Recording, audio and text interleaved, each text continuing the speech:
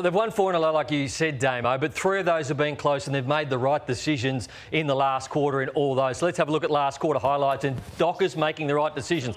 So this is Jai Amos getting the ball from Schultz. Schultz is here. Jai Amos, how many times have we seen a player now bomb that under pressure young player? Stephen May's getting back. What he does, he holds it up. He takes on Max Gawn. He goes, I don't want to bomb that football. I need somebody to kick it to. So he goes out. Then he's got the opportunity, not the best kick, but it's allowed Schultz, who kicked it to him, to get down there. Now, that ball's coming back if he kicks it straight away to Stephen May. So these are all big moments. Now, this one, Young.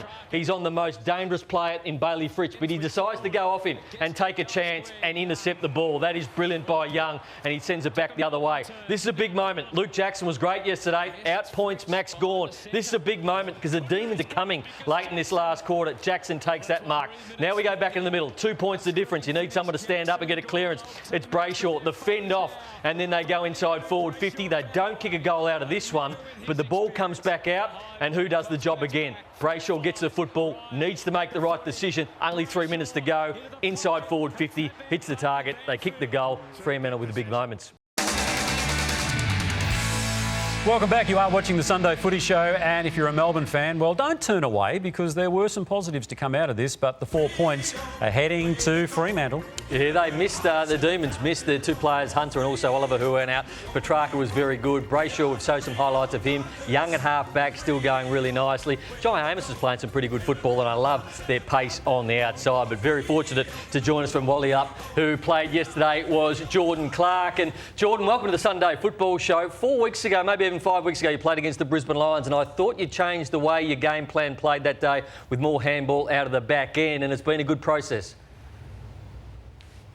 Yeah, it certainly has. I wouldn't have said it's a massive game plan change. It was more a chat with JL to say, bring some dare, play with a bit more freedom and have a bit more fun out there. And I certainly feel like that's led to where we are at the moment. So, Jordan, are you saying it took players to go to JL to say, could you allow us to play with more dare and flair for this to happen? Well, I actually have no idea, Lloydo. I'd say the leadership group probably had a conversation with JL, but I'm not entirely sure. It was more JL sort of coming out and just reinforcing to all of us as a group that we are good enough. And when we play with a bit more dare and freedom, we're capable of winning games.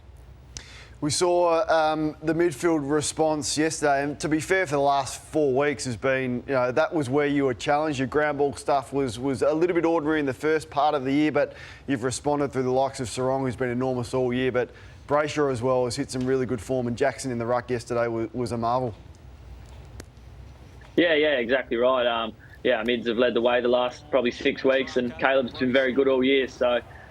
you throw Jager O'Meara in there as well. His leadership and his big body around the contest the last probably month has been awesome. So, and then to Jacko, I thought he was instrumental yesterday against his old side. Obviously, he had to lead the ruck without Sean after quarter time. So, really good effort from the midfield yesterday. He seems as though nothing too much phases him from the outside looking in, Jordan. I'm talking about Luke Jackson here. Was there a noticeable pressure being built up internally with him returning to play against his former team? No, absolutely not. He's unflappable, really. So everything everyone says about him is dead set true.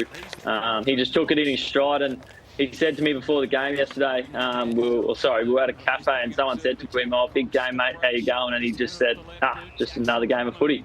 So, he takes it in his stride and he's just so calm and relaxed, and it's a credit to him. It was. Can you take us through the tactics against Lever and May, who are so important to Melbourne and have been for a long time? I think Lever 7 touches, May had 8.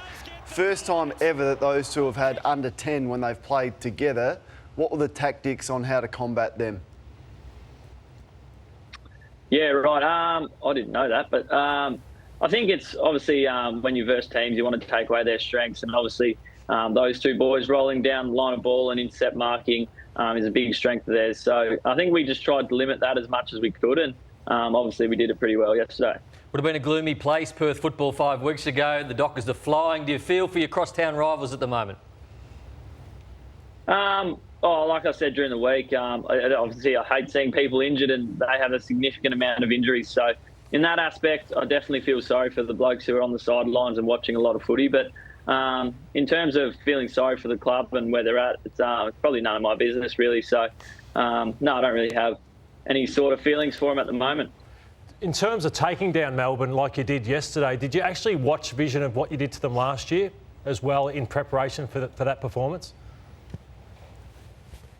Yeah, absolutely. Obviously, we had a pretty similar performance last year, and watching edits from that played a big part in how we went about it yesterday. So, I feel like we were pretty confident leading into the game that we could take care of them if we played at our best.